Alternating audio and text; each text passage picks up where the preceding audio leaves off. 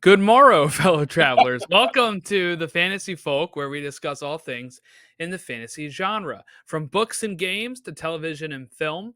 My name is Jordan Wiegand, and with me as my traveling companion down these fantastical roads, as always, is Ron. How are you today, Ron? I'm doing good, man. I'm kind of curious which podcast intro you were going for there by accident. I don't know. Not enough of them. Yeah, I don't know. It doesn't happen a lot, but you know why? Because most of the time I open with hello and welcome, no matter what show it is. This is the one show where we've changed that. So I'm usually able to like readjust if I'm about to screw it up, but That's all right. You played it well. All right, we're talking episode 4 of our Lord of the Rings of Power coverage, which was called Eldest, written by Glenise Mullins, directed by Louise Hooper and Sanaa Hamri, and it aired on Amazon Prime September 5th, 2024. Before we kind of get into it, just kind of wanted to do like a fun little thing of let's just update ourselves and the listeners on like anything that we've done fantasy related in the week since we've last spoke. Okay. So if you played any games or like if you had, reading a book or anything like that. Yeah. So I'm still, trucking through Storm of Swords over here. It's over there. It's somewhere over there. But I'm about, like I said, roughly 3/4 of the way through it. So we're getting there. Also, our talk about Skyrim the other day definitely prompted me to boot it back up and start a new thing from scratch. So that's been pretty fun too. And of course, I got my D&D games and all that I've been playing as well. Your weekly D&D. Yeah. Yep. Just joined another campaign recently. So, because God knows I need that. So it's just been, it's been a pretty fantasy filled week, I guess. You need another campaign like I need another podcast, right? Yeah. That's what you're trying to say. This week I've been reading the first book in the Wheel of Time series. So I've been enjoying that. I went and actually I put it on TikTok and stuff, but I ended up just buying it. It was a cool box really, set. Yeah, I saw. Really good deal. I mean, I was at Barnes & Noble and they were $10.99 a piece, and this was $13 for all three. Nice. For the first 3. And I was like, you can't beat that. You cannot beat that. So, and I was thinking like, it'll buy me more time in case if I run out of the library time, for it. And it was a good way to test with the library. Like, will I enjoy this? And so far, while I'm only like 200 pages in out of 814, I'm enjoying it enough, that I was like, you know what? I'll buy it. And now I'll have the next 2 and don't have to worry about flagging them down at the library. And then I've also, on the PlayStation, right now they have a free, how they do like free games every month. Yeah. One of them is Harry Potter Quidditch. Wow. Nice. And it just released and it's also free and it's like online Quidditch and stuff. So I was playing that the other night and then I started playing the PS5 updated version of The Witcher 3 since we were talking about that last Friday. So very nice. Hoping like later tonight or tomorrow I can get more into that because I really was only able to start a little bit. I had my son like laying on my chest while I'm like, he was sleeping while I'm playing. I'm like, all right, this is a little tough, and it was getting a little late. So I was like, I think we're getting through like the first cutscenes and stuff, and then I'm, pausing it. But yeah, dude, I looked it up. It came out in what, like 2014, right? 2015, yeah. It's still like $50 in the shop. Like that's a testament to like how good that game is. It goes on sale a lot, I'll say, because I've definitely seen it for like $10. But like, oh really? Okay. Yeah, it's really great, and it probably went up again because probably the version that they'll sell you now is the PS5 version instead of the PS4 version. So that probably bumps up the price. But and I was just looking up sale numbers of like the biggest games of all time. It sold 50 million copies. That's huge. Yeah. That is huge. No wonder why Netflix was like, we're making a show. Yeah. All right. Well, just thought that was a fun little check-in. Maybe we'll do that every so often, just to kind of update people where we're at on all of our fun-filled side adventures. But today we'll be talking about episode 4 of the Rings of Power. We're also going to do it just like we did last time. I've broken them down by character throughout the episode here. And I thought we should start with, but I guess before we do that, if we just want to kind of share general thoughts, and then we'll go into our character by character kind of breakdown. We're going to start with the stranger once we give our general thoughts. We're going to right into the stranger.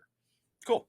Yeah, so I don't think it's a controversial take to say that it was probably the weakest of the 4 so far.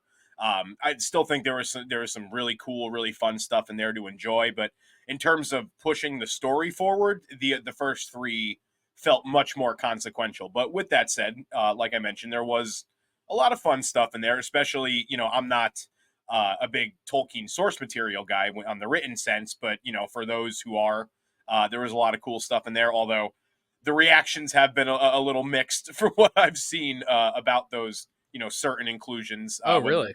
Yeah, like, some people thought that the Barrow Wights might have been a little wasted just for that kind of one scene, but I really liked that. The Tom Bombadil stuff, I've seen people kind of go back and forth on, which I thought That's was funny. fun. I was gonna say, not to get too much into it right now, but the Tom Bombadil stuff is probably the most I've seen of the book readers being like, yeah, they got that. Oh, good.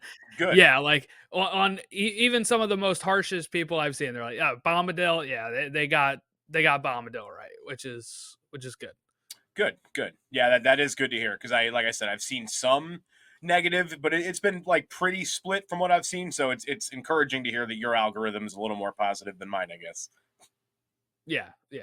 I wouldn't say it's even from Twitter or stuff. I am such a message board person. I go to the subreddits. Okay. I dive in like that. It really goes back to, not to go too far off tangent here, but in 2004 when Lost premiered, this is like, again, just such a game changing moment for my life. Is I sought that kind of stuff out. There's a website called Dark UFO Blogspot, and he had like spoilers, and there's also theories, and there's like this whole thing of theories. And I remember people theorizing that they were actually on a moon and they weren't on Earth anymore, and I was like, that's a dumb theory, and I was right. That's not the end of Lost. And but like, people had all these crazy theories and stuff, and I would go on like the IMDb message boards until they, RIP, they got rid of those. And that's what I would do. It didn't even matter what the show was. I remember being on the Hangover message boards on IMDb. I'm like, yeah, what are people saying about the Hangover? Like, let's get down to the weeds here on the Hangover. So far in, and once all these places started getting rid of message boards, I've kind of I still religiously go on like Orioles Hangout, which is an Orioles message board, Russell Street Report, the Ravens 24/7 message board. I'm on there a lot. I only usually lurk. I'm a lurker on all of this stuff. Just like reading people's thoughts, and message boards I feel like are so much more organized than Reddit. I had to kind of adjust to the Reddit, like that kind of stuff. I am a little bit more of a non-lurker on Reddit when it comes to certain subreddits and stuff, but that is kind of what I like to do. And so yeah, I guess like I don't really pay attention too much to what people are saying on like the Twitter or anything like that. It's other podcasts, it's Reddit, it's message boards. Those are usually where I hit up and try to find out what people are saying. Yeah, so we'll dive in here. I enjoyed it. I do think there were some times in it where I was like, proverbially looking at the clock, like, this stuff's not interesting me. And some of it, I don't know if it's controversial or not. When the Theo, Isildur, Arondir stuff was going on, didn't really grab my attention as much as when the rest of the characters are on the screen this week.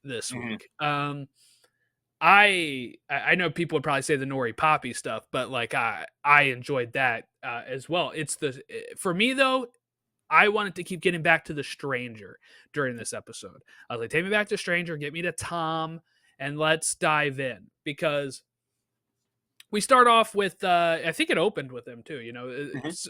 separated from Nori and Poppy, he's looking for him, and he's following his star map. You know, like blowing in the wind, or I know that happens at some point. I don't think it starts off that way, but anyway, he finds Tom Bombadil. And I agree, they got him pretty spot on. So, for people that don't know who Tom Bombadil is, he is this being that's been around forever, as he pretty much says, right? He remembers even when this desert was grass and Mhm. green. And he is somebody that is really not interested at all in the goings on of Middle Earth, right? Um, so a lot of people were a little nervous when they say Bombadil's coming because they're like, Mhm. he's never really been that far east. And also, well, we don't know if he's actually been that far east. It's not in the source material that he's been this far east, but really, there's not much source material on Tom, I would say. Yeah. So, right, whatever. Um, the so that was worrying people, and then they were worried that like he's going to get too involved. He doesn't usually get involved. Yeah. So we'll see how it goes. But I mean, he was like singing to himself in between certain things, which is very Bombadil. There's a reason Peter Jackson cut him out of the movies, right? Mhm. It was Yeah. like Yeah. A little this too stuff, whimsy. little too whimsy, and especially for early 2000s when I feel like we were Yeah. starting to trend towards not doing that, right? Yeah. Like Uh, all black leather suit X-Men times. Yeah. Yes. Yeah. You know, I Yeah. think this would be very like 90s Lord of Yeah. the Rings if they were doing 90s Lord of the Rings where you have like Bombadil. I saw somebody say though he really fits nowadays because everything has shifted to grimdark. That it's like we need the balance again Yeah. of Bombadil. Mhm. Um, so yeah, I did not see this coming though. When you have the stranger following the map, he gets stuck on a branch. I'm like, oh, this is how he's gonna get his staff. Mhm. Yeah. Nope, this tree swallows him whole here. What was your thoughts when the tree starts seeping into him? Like, It was cool. It was funny. It reminded me of I think it was Two Towers, right? With Pip and Mary yes, when they come across the Ensign, kind of the same thing. Definitely kind of brought back memories like of that.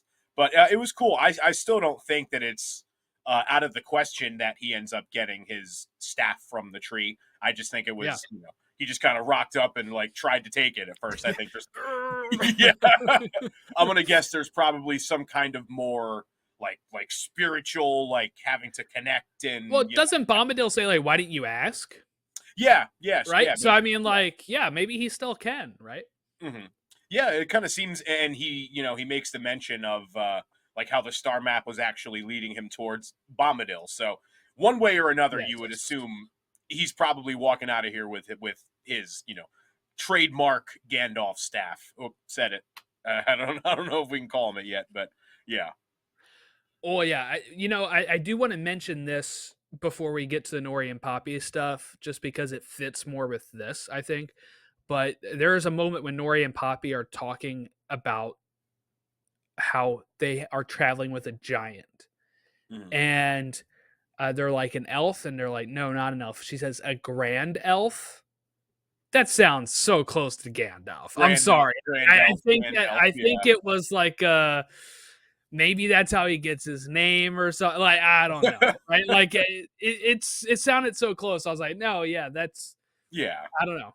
I had to and like rewind it. Poppy saying Gand last week, like Yes, too. It's just yeah, they're all but throwing it in our face at this point, and I think that's probably the one thing with the Stranger storyline where I'm like, come on, man, like just uh, there's too much secrecy in the identities, not just with him, but with this Dark Wizard too. Like, yeah. can we just give him the damn names so we can move forward here, whether it's Saruman or not, or just a totally original character they've made for this show, whatever. Just like give us some more identity to the characters. You know what I mean? Yeah, and I think sadly we are going to be waiting for the Gandalf reveal Hmm. until near the finale because when they're talking about names last week, and Nori said like, or he said, I forget who it was, that saying like you'll know it when you hear it type of thing, and it's like that's a big pointer to it's going to be Gandalf. Like, it's not going to be like when you hear it, and it'll be like Bob. And he's like, yes, that's my name. And you're like, no, like when they're building it that way, it is going to be somebody like Gandalf. I know there's a few people out there still holding out hope it's a blue wizard, which are the first two wizards to have arrived, right? But I do think maybe the Dark Wizard could be a blue wizard. I think maybe this might be one of those curveballs of we're trying to show it's Saruman and it's not. I still kind of hope it's not Saruman, just because I can give you the Gandalf stuff. I actually really like that this would be Gandalf. But when it's Saruman as the evil wizard, it's like, so then they accept him and he becomes the white wizard and then he betrays them again. Like that seems a little too far for me there, right? Like that's that. But I do have some notes here from the source material. I thought we'd do a little bit of a dive here. I pulled out my appendices earlier today. Oof, that must have hurt. Yeah. Yeah. Appendicitis is what they said I had. So the Blue Wizards, they arrived in the Third Age, early before Gandalf. So still no wizards really in the Second Age at all. This is what age we're in the show, but of course that has been changed a bit. And just some interesting background on the Astari and the wizards who appeared in Middle Earth. It says, it was afterwards said that they came out of the far west and were messengers sent to contest the power of Sauron and to unite all those who had the will to resist him. But they were forbidden to match his power with power or to seek to dominate elves or men by force and fear. They came therefore in the shape of men, though they were never young and aged only slowly. So, of course, that lines up with what we've seen with the stranger. He arrived old and, has not old, but like middle age and has stayed that way. They had many powers of mind and hand. They revealed their true names to few, but used such names as were given to them. The two highest of this order, so this is where you can say maybe this is where they're going with it. The two highest of the order, with whom said there were 5, were called by the Eldar Kurnir, the man of skill, that's Saruman, and Mithrandir, the Grey Pilgrim, by the men in the north, that is Gandalf.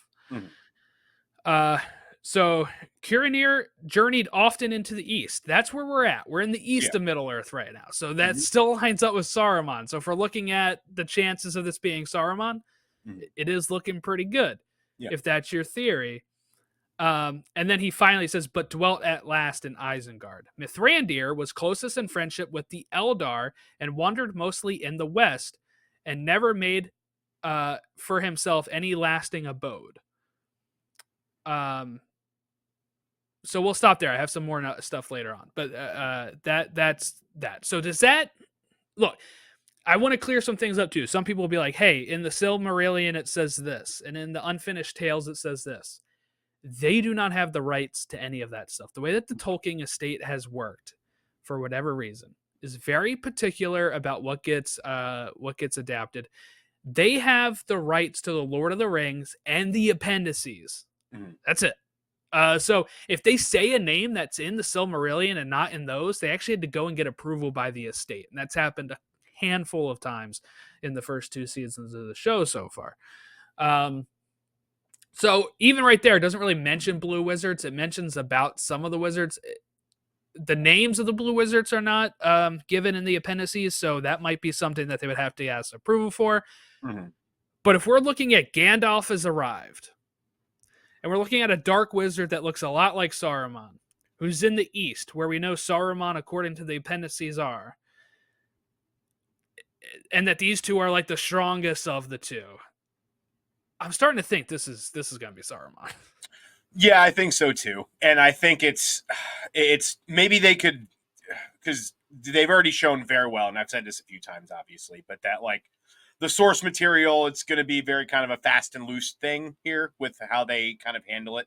So like maybe they like sort of combine things a little bit, like they cherry pick some stuff from the Blue Wizards and kind of just morph that into the Saruman and Gandalf of it all, but it still kind of is them. Yeah, I think that's probably just Like, the best way I could put it. Yeah. Yeah, like consolidating in Game of Thrones. When they take a Yes. character and consolidate. I do think that's what they're kind of doing. They're taking Gandalf and Saruman and making them the two blue wizards. I Mhm. saw a really cool theory that actually the Bombadil's blue coat will be given to Gandalf, the stranger, to Oh, okay. wear, because he Yeah. talks about how his robes are dirty. Yeah. And that he'll be like Gandalf the Blue before he becomes Gandalf the Gray and That becomes Gandalf tracks. the White. So I Yeah. think that was a fun theory. I read that. I was like, oh, that would be a way to reference the Blue Wizards without but also making it a character that we know has a deeper history in the Middle Earth. Mhm. I also think for casual fans, it could get a little confusing. So I think it's probably easier Yep. to just, this one's Gandalf, this one, and then don't, again, throw some nods to the Blue Wizard stuff, but don't be like, okay, but now they're blue, even though you know them as he's Gandalf the Gray and then Gandalf the White, and he's blue here, and then Saruman's blue. And it's one of those things where you might lose people a little bit. Yeah. Not people who are real, sturdy, longtime fans of the the property and the IP. What is so funny? Now just thinking now, somebody just a casual fan hearing Gandalf the Blue and be like, what's he so sad about? Yeah. It's like, no, a blue wizard, all right?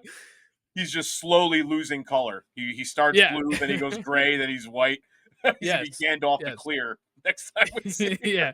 Mr. Clean. Yeah.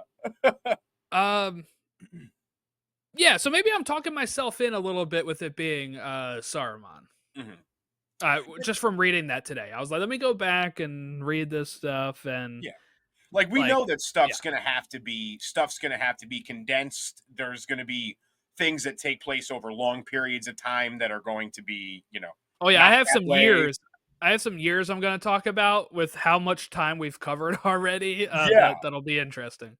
Yeah. So I think it's one of those things. They wouldn't be so intentionally vague about their identities just to, especially make one of them look identical to Saruman, and everything we've seen that implies that the stranger is Gandalf, to then just be like, actually, they're just the Blue Wizards. You know what I mean? They have to have that identity that everybody knows. You know what I mean? Yeah, no, I think that's right. I just wonder how they'll and look, maybe they'll make it work if Saruman's in this for the long haul, until season 5, where they're able to give him some sort of redemption arc and then learning the errors of his way, and then he just becomes too seduced in the Two Towers or Fellowship of the Ring or whatever, and backslides a bit. That's fine to me. It's just I don't want of course there's thousands of years in this gap too, so there would be time for him to, and I don't mean what we're gonna see, this is all truncated, but I mean when we get into the Third Age, there's thousands of years, 3,000 some years before Frodo sets out on his journey. So in that case, Saruman would have had plenty of time to redeem himself and become trusted enough to become the leader of the Astari and be a white wizard, and then backslide where maybe it just becomes too because he mainly gets corrupted by the Palantir, right? So I mean that at that point it's if that wasn't a thing, he would have been a little bit less I guess less corrupted. But yeah, like we said last week, if anything, it kind of provides a little more groundwork as to why he would knowing that he's already got that sort of predisposition for being evil and power hungry, because we know that he's basically trying to harness the power of Sauron. That's kind of what they imply here. Tom implies. So I think that'll probably be where we end off with this thing. Yeah, now Tom mentions that he had another wizard that he had helped before, right? That it came to his door, and it is the Dark Wizard. It's him, yeah. So it's and again, it's like the cautionary tale of one of them takes the Gandalf route, the other one takes the, and the sort of good and evil parallel paths and just the way they kind of branch off from each other. So it just, yeah, every week that passes, it seems more likely this is the way we're going to go. But I just found this the most fascinating stuff, especially when it mentions, the stranger says that the stars led me to you. This is where I was Mm-hmm. actually supposed to be. Yeah. I'm supposed to find you underneath of these stars because you're supposed to kind of like guide me. Now, do we think Tom will be in this much more long? I think maybe we got another episode of Tom Yeah. because until he finds Nori and Poppy, and then it's going to be back on the rest of their journey, I think. Mm-hmm. Yeah, no, I agree completely. And he only should be in a couple episodes. It would like, I don't know. I feel like it would be too overkill. And like we said before, he's like almost too whimsical to like be in this thing throughout. I think just having this little role and being the one that kind of uh, sets the stranger on the next leg of his Yes. journey, so to speak, and sort of equip him with what he needs to start to be able to harness his powers a little better. I think that's the perfect, fun little nod for fans without And I without think basically forcing him into the rest of the show. it's also another great nod because I believe Gandalf does meet and speak with Tom Bombadil in the Third Age when he's discussing stuff. Either before Frodo sets out or right around there. Mhm. So Yeah, he mentions it. yeah. So that is something that would be like, okay, why would he do that? Oh, because this is the guy that actually kind of set him on the right path originally. Like I want this to be Gandalf at this point because I feel like it sets up so many good things with him and the hobbits. Mm-hmm. Because of his relationship with Nori and Poppy and the Harfoots, and then Mm-hmm. also setting up stuff with Tom Bombadil. And look, I think this will be like, this will hit really good. Here's the other thing I want to bring up since we're on the stranger, okay? And if this is Gandalf, I don't know if people really know it too much if you're just a movie watcher, because it's not like a big thing in the movies. You can see it on his hand of it, but Gandalf is actually going to have one of the elven rings Mm-hmm. um, that were made already. So the three that it goes to is by the greatest of the Eldar, Gil-galad, Galadriel, and Círdan, Mm-hmm. right? So we just saw Círdan for the first time. We know that he's one of the ones that will end up having it, and he does wear it, right? And we get the shot of all three of them with their Yeah. ring. When Gil-galad will eventually give his to Elrond. So Elrond will eventually have one of these rings, as much as he is protesting, right? Mm-hmm. Círdan, meanwhile, later surrenders his to Mithrandir, which is Gandalf. So he saw further and deeper than any other in Middle-earth, and he welcomed Mithrandir at the Grey Havens, knowing whence he came and whither he would return. Take this ring, master, he said, for your labors will be heavy, but it will support you in the weariness that you have taken upon yourself. For this is the ring of fire, and with it you may rekindle hearts in a world that grows chill. But as for me, my heart is with the sea, and I will dwell by the gray shores until the last ship sails. I will await you. So, and we kind of talked about Círdan last week about how he is constantly wanting to go back to Mm-hmm. Valinor, and he ends up just always letting other people go, like kind of in front of him. And he says he will be here until the last ship sails. This is reference to that. But yeah, so he will eventually have this. So this is going to hit so good in like whatever season. Like if they show this in season 5 or season 4, of him giving like the Círdan, who has a great actor in the show, by the way, Mm-hmm. giving the ring to Gandalf and it being the stranger and just being able to see, this is what you can do when you do speed up the fact that the wizards are here in the Second Age. You can have these little nice crossovers that kind of can build the relationships, and that's what you have to do when you have the time crunch that they're trying to work with right now too, because of if you tried to do the show accurately and have actually thousands of years go by, you're going through so many actors, so many characters, the people are totally lost. Like, so it'll be great seeing him like hand that ring off to the stranger. Mm-hmm. I wonder if they would do a thing.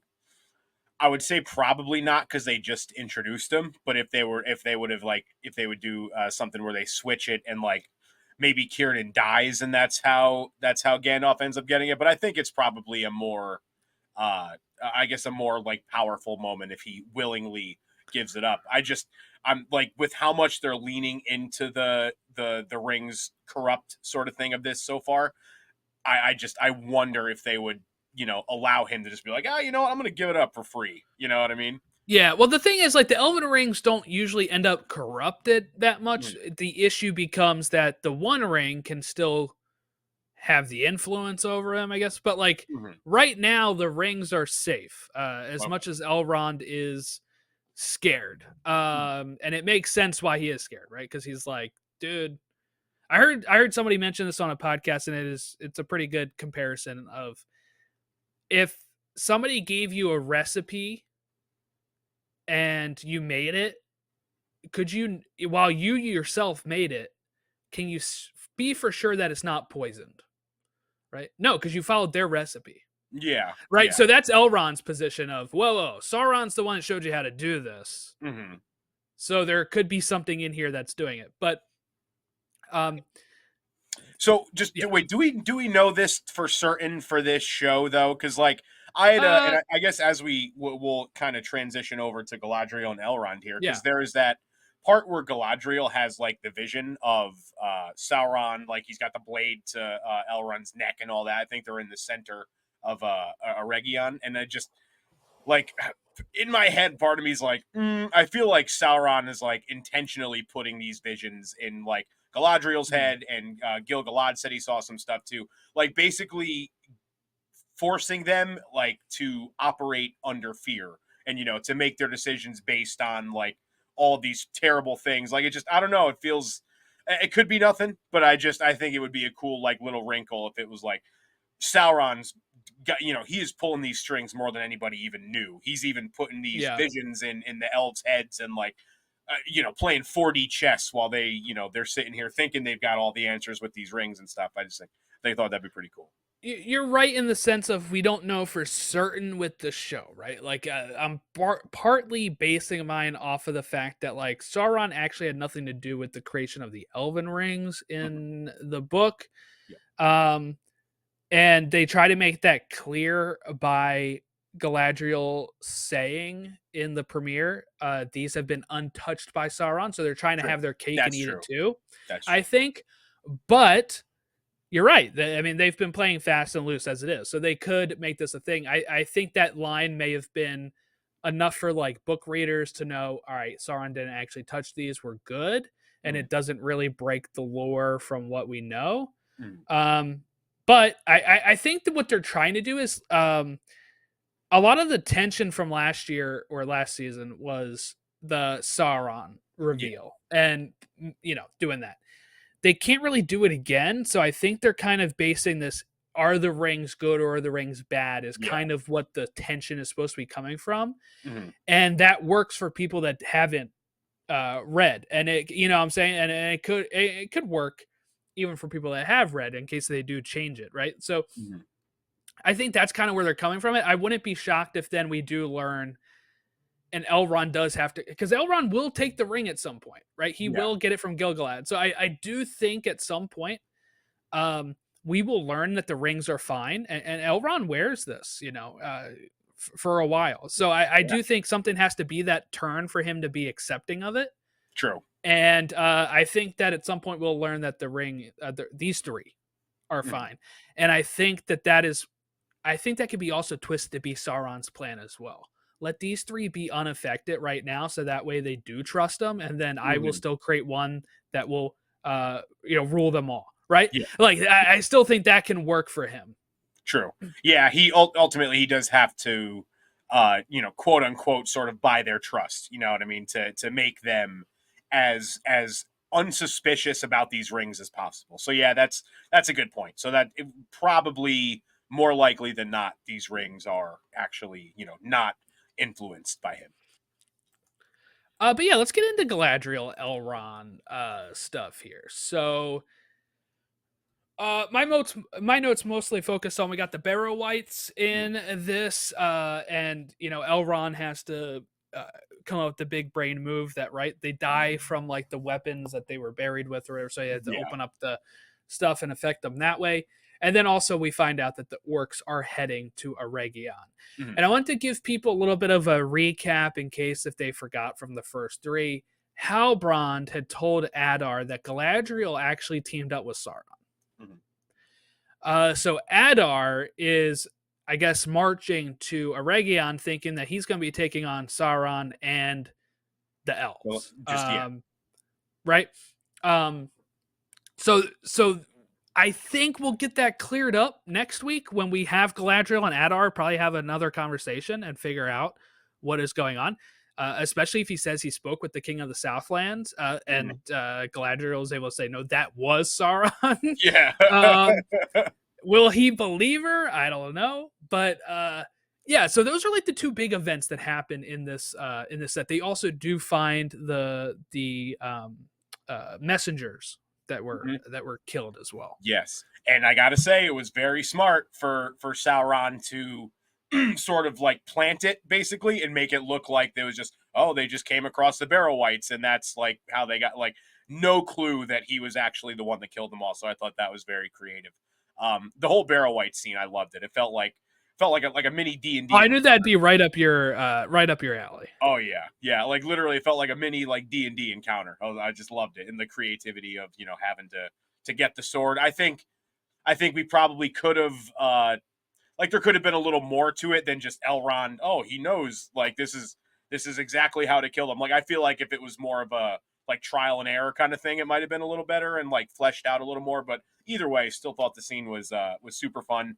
I was cracking up when they bring the archer and the two swordsmen with them and kind of have their own little like fellowship. Yeah. And I was like, yep, there's some red shirts for you. And especially, what does he say? He's like, the dead men are no threat. And I was like, dude, you are toast. It's going to be so funny.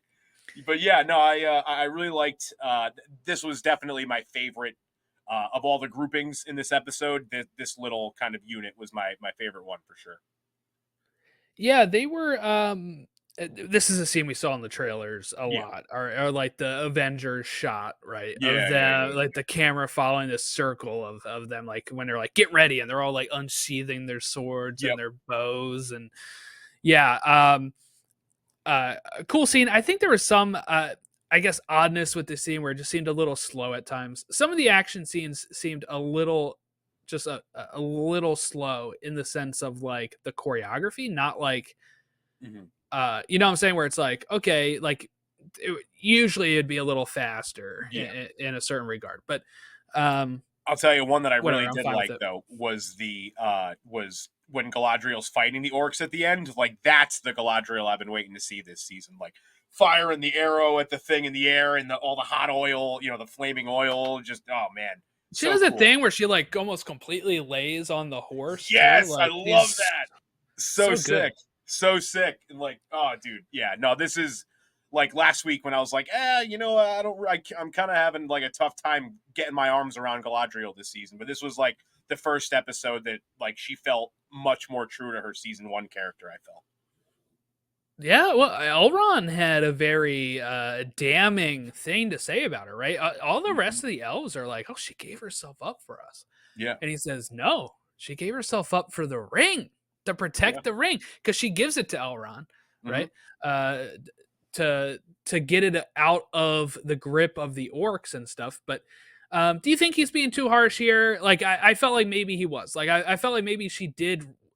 Obviously, she wants to protect her fellow elves, I would say. But I do think maybe the main motivator was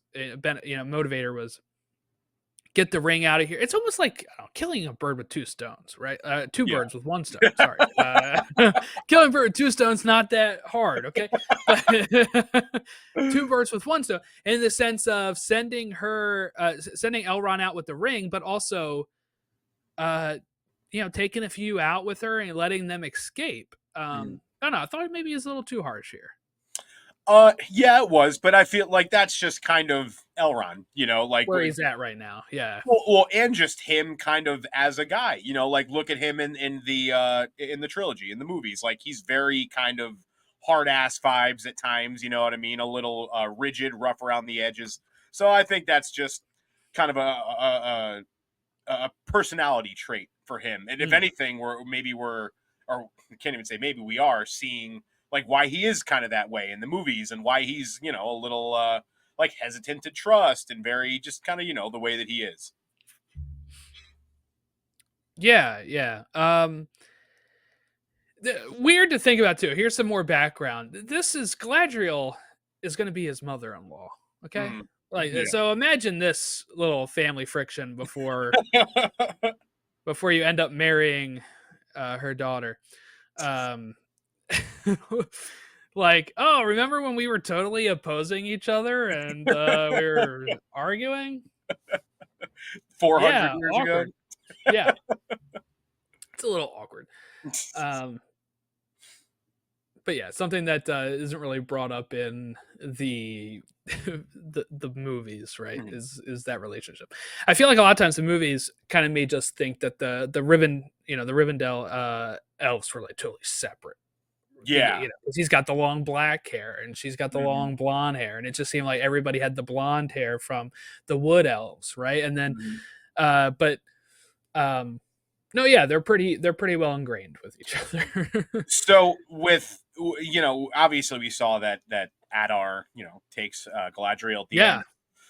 But we know, and you know, you referenced before about how you know, she's going to be able to tell him like, no, that was Sauron, that wasn't Halbrand. But we know just from the trailers and everything, and from what the directors have said, that they're still going to march on Eregion, and you know, they're going to have a 3 episode battle to close the season.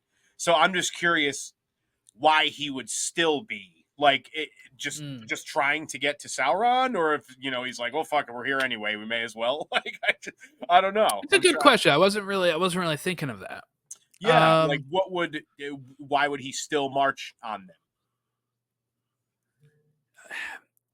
I'm wondering, and this may be totally wrong, but I'm thinking, what if I think I read some press stuff that like Galadriel and Adar become like a uh, unlikely alliance. Okay, Ooh. so what if, right? She does say that was Sauron, and then we learn from maybe she gets there or somebody gets there, and they find out Anatar is there, and they both team up, thinking we gotta march and look.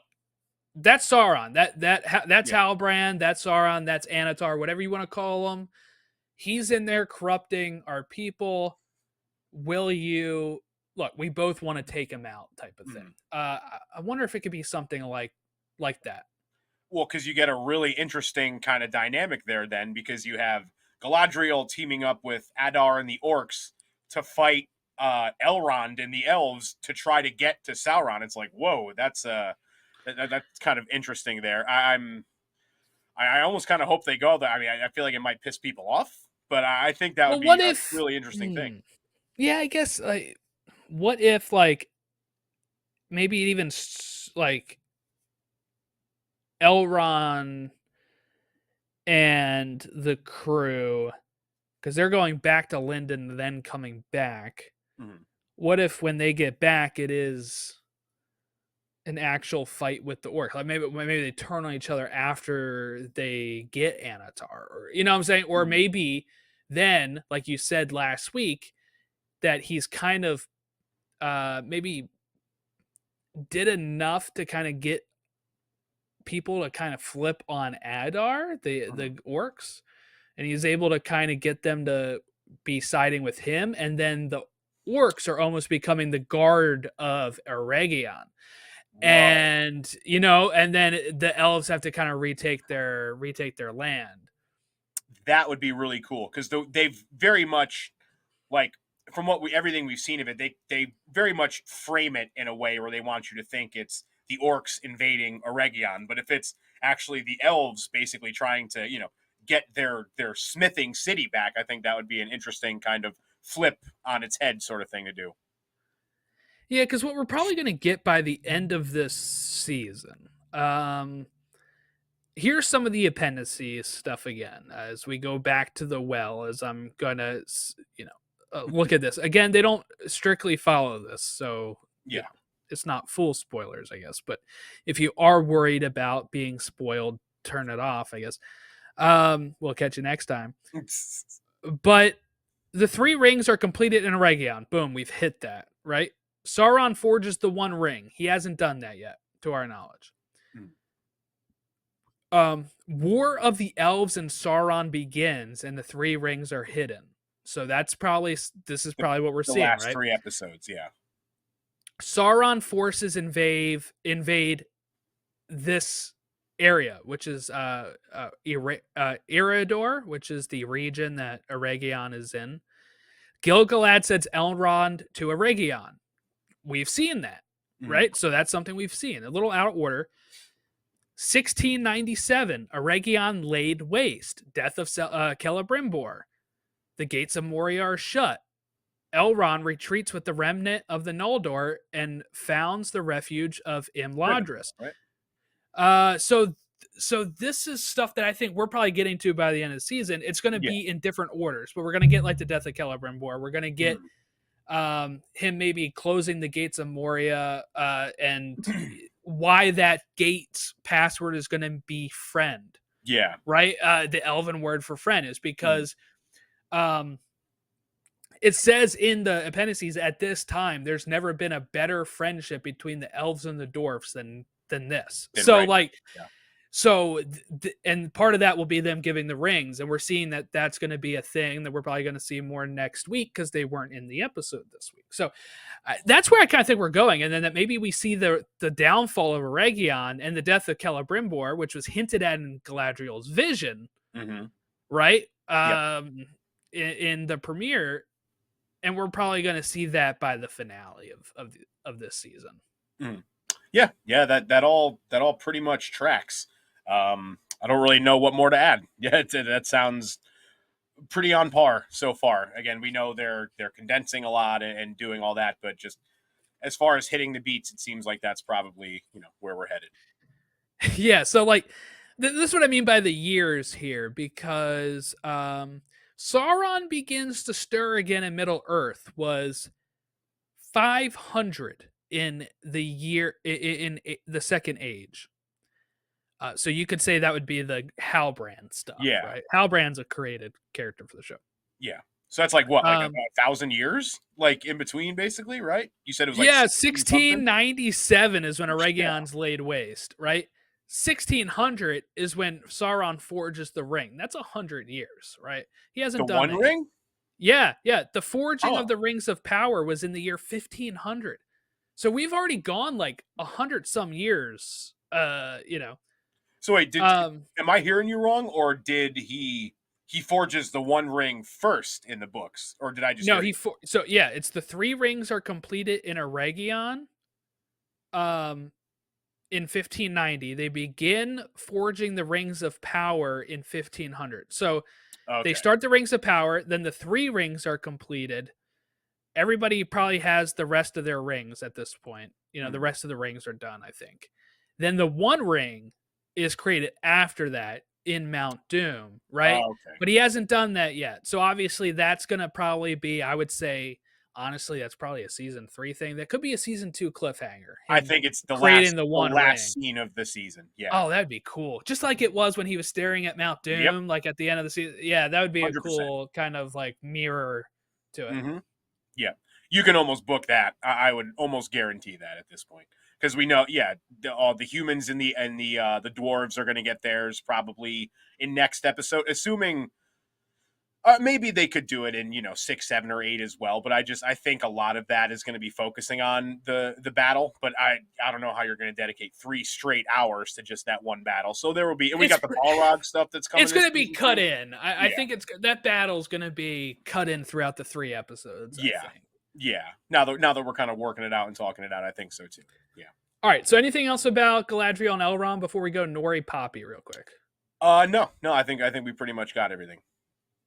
All right, so Nori and Poppy get separated from the stranger. They run into a guy who calls himself Nobody, but he has an actual name. Merrimack. Merrimack, yeah. Poppy has a great line about like you can't be called nobody unless you're like you got to be somebody type of thing. Like it was real great line. Yeah. But he takes them back to his family and his people. We find out they're not Harfoots; they're called the Stores, and they live in holes. She's like hobbits that live in holes. And we're getting closer and closer. I mean, Harfoots that live in holes. We're getting closer and closer to hobbits, right? Yeah. Now they have a stationed place. They're living in holes in the ground. Like, there you go. And they totally foreshadow. They say, that Rorimus Burroughs had these visions of this better, more fruitful mythical place to live. Yeah. Yes. The Suzat. Which, when translated, actually is Shire. I did not know that. I saw that on on Twitter today. Yeah. So it literally translates to Shire. My question for you, though, is if that's like the end goal of like the Poppy and Nori stuff is just, we spend the next 3 seasons basically just building up to them, founding and sort of establishing the Shire. Like, is that enough for you? Like, if that's all it leads up to, like, it just, I don't know. I just don't know. Well, if that hits enough for me. I was kind of asking you, gonna ask you the same thing here. I was like, do we think the show ends with the Harfoots and the Stores settling in at the Shire? That I can see. Now, I don't think that's everything Nori and Poppy will do in this show. Like, I do think that they will probably have some sort of role into the Last Alliance and all that kind of stuff. The same way that the Hobbits, Merry and Pippin, were fighting alongside Aragorn and Legolas and all that. Yeah. Like, I do think that they will have other stuff to do.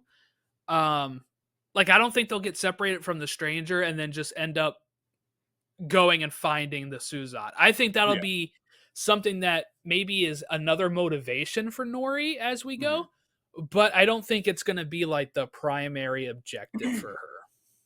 Okay. And so basically my biggest gripe would be I wouldn't want them to, like, for that to just be the end of like the show. Like, I think that would be a cool thing to maybe establish in like season 4. And then, basically, like you just kind of said, the motivation is like to protect the Shire and this amazing place that that they've created for themselves. Like, Sauron's threatening to overtake it all, so that's kind of what spurs the Harfoots to get into the alliance. And I could see that. I guess I was just thinking like it seems like perfect epilogue material. Oh yeah, that could be and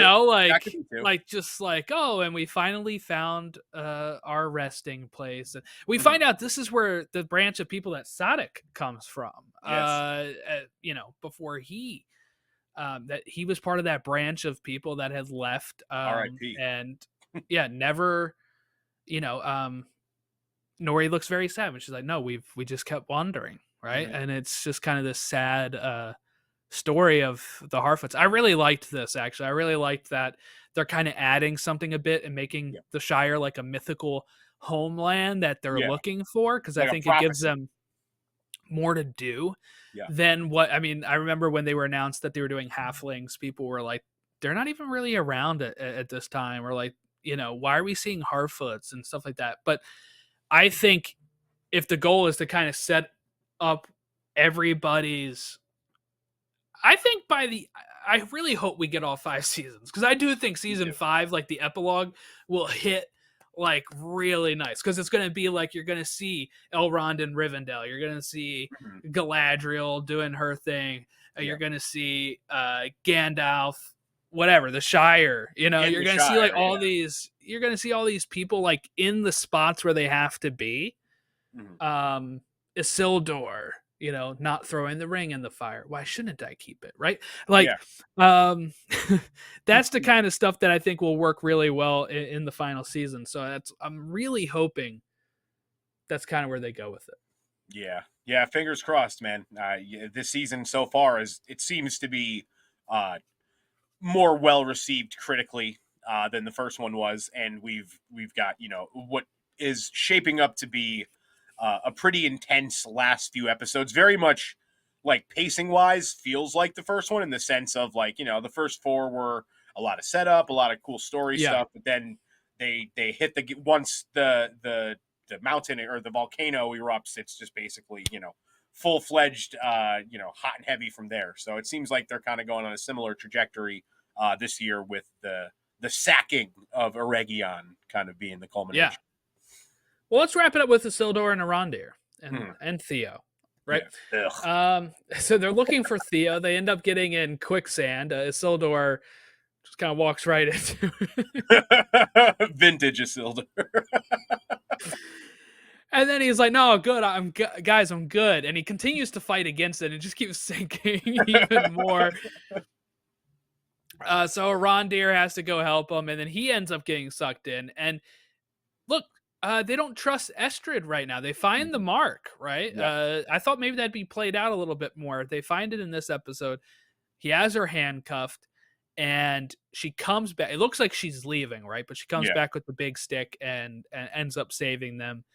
And so what do we think of Estrid? Can we trust her? She does seem to have a betrothed. We were thinking maybe that was a made-up story, but that guy comes in when Estrid and Isildur are having this moment, and it's like yeah. I will say that I was cracking up during that scene where she does save him. I was like, "Oh, nice! She came back. She got a stick." Jesus Christ! When the fucking mudworm thing pops out of the, I was just expecting them to grab the stick and they were gonna get pulled out. I was not expecting whatever the hell that thing was. But, no. But to your question, I'm kind of glad that they just got this out of the way. If they weren't planning on making it this big built-up thing where she ends up turning on them, like if we had to spend the whole rest of this season doing the is she good, is she bad, and then it just turns out she's good, it would have felt very underwhelming. So I'm glad they just kind of got it off the rip, and now we have that kind of interesting dynamic set up of this like love triangle that's not a love triangle, but maybe it will be a love triangle. Like who knows? I think it would be cool. She seemed into him. Yeah. Until she's like, "Oh wait, my betrothed." Well, I think it would be cool if like her betrothed ends up being the one that's evil and like ends up turning on them, or like I thought you were gonna say it was into Isildur. Hey, you never know. Right, you never know. Middle Earth has always been a very progressive place when it comes to relationships. Maybe they're into that whole polycule thing. Yeah. But yeah, I think it's one of those things. It was they got it out of the way. It was good. Also, I guess we got to kind of touch on that brief little conversation. Well, the Ents, yes, but also the conversation that Theo and Arondir have at the end when he's like, "I have some promises to keep myself." Like, what do you think that was? Yeah, I don't know. I'm really curious what they do with Arondir and Theo going forward. Arondir calls him the Lord of Pelargir as well. Which, like, why? Where the hell did that come from? And does he have say over that? Like, was it in jest? Know. Like, I don't know, right? Like, it's like I don't think he has like a blood right to the. It's not like a Baratheon thing. Like Game of Thrones. Right. It's just it's like, oh wait, his like, ears were pointing.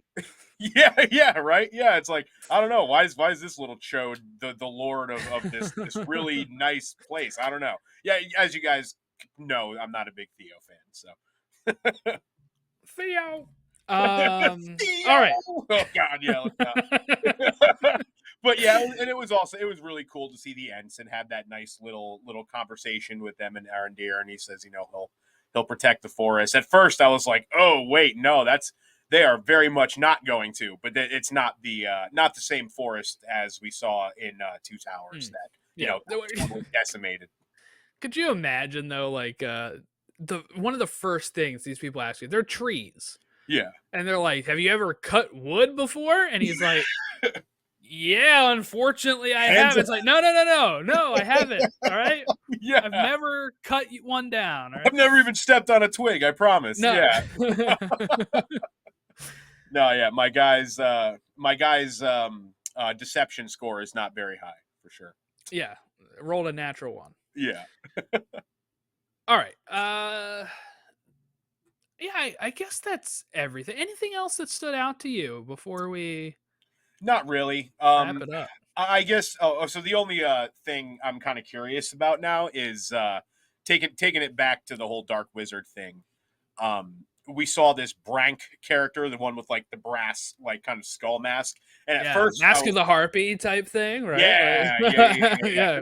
Good pull. I think at first I was like, "Ooh, are they like planning a reveal for him to be like a character that we know? Not like know from the movies, but just like like another Tolkien lore character that I might not be familiar with."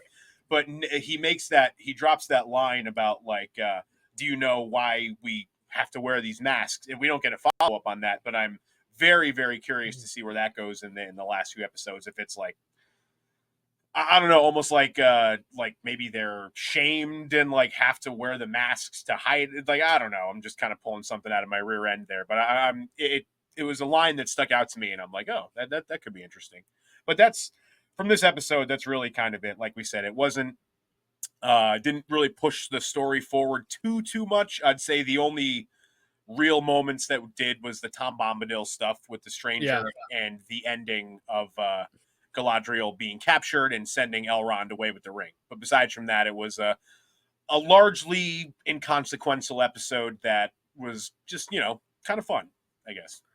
Yeah, I mean, that's what I don't need every episode to really be pedal to the metal type of thing, because I've complained so many times on all of these shows about how we don't get enough of these type of episodes where we kind of slow down and get the character stuff. And if we're looking at it as a 5-season show that's going to have close to 50 episodes, right? Eight a season, it's really just a small fraction of the show, this one episode. So I do think occasionally you need these, especially if we are going to have like the back three be very action heavy. That leaves us one other one, right? Because the back three is 1 week away, because next week will be episode 5, and then we get 6, 7, 8 over the next 3. So this is the halfway point of the season. I think this is the perfect time to slot in this type of episode.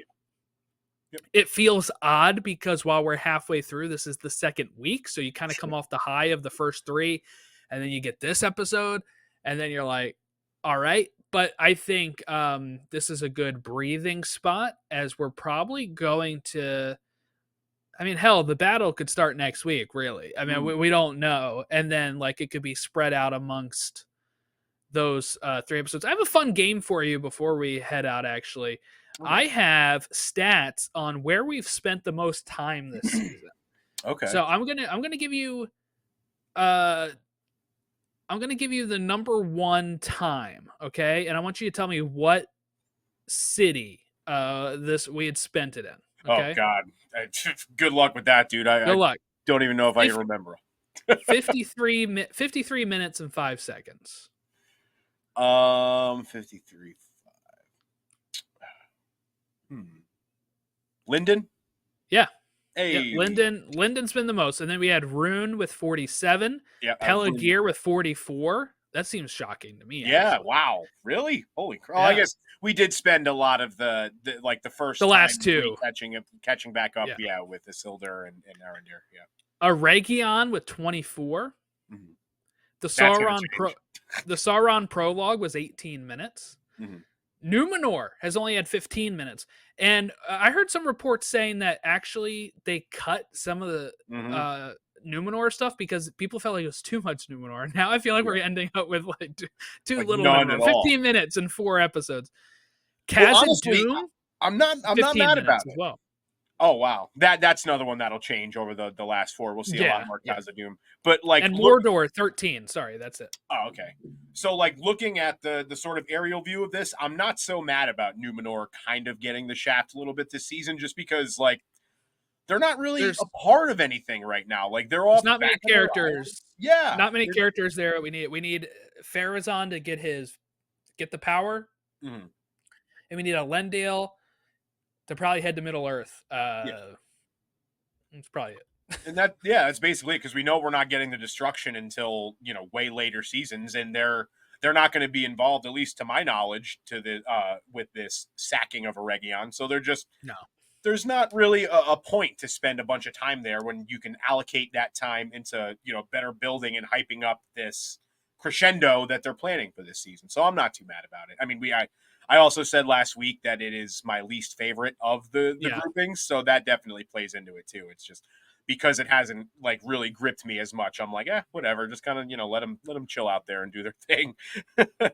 Yeah, I figured you would be okay with that being the second shortest. The shortest being Mordor, which oh no, Khazad-dûm was actually shorter, and then Mordor. But I mean, Mordor, we're not going to probably see too much of anyway because we have Adar now out of Mordor going to Eregion. So Yeah. I think that'll kind of stay. I wouldn't be shocked if we didn't see it again until the last scene of the season that we talked about of Sauron being back there and forging the ring in Mount Doom. So yeah, I think that's probably the next time we'll see it.